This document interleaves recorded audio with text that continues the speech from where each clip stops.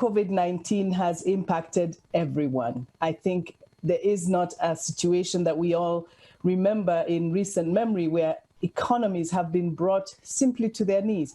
There is no telling what the impact will be, because we have to remember we are still in the COVID crisis. But I have to say that for the African continent, it is frightening to think about the disruptions in key sectors that continues to happen. And we know now from the data that are coming out from the Economic Commission and everywhere else that extreme poverty, which has been on the decline for so many years, 22 years, this will be the first time in 22 years that we see an increase in extreme poverty. So this is extremely devastating for African countries and the African economies.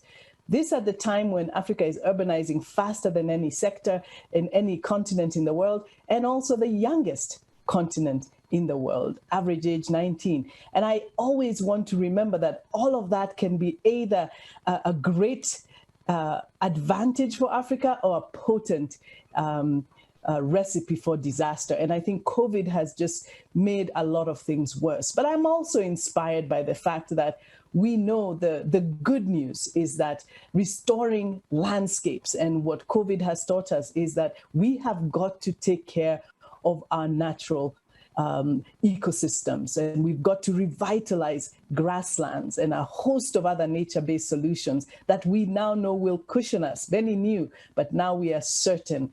The data also says $7 to $30 in benefits for every dollar invested. So what else are we waiting for? I think the good news here is that as we start this critical decade of action, there are clear indications that nature-based solutions are finally getting the prominence and visibility they deserve.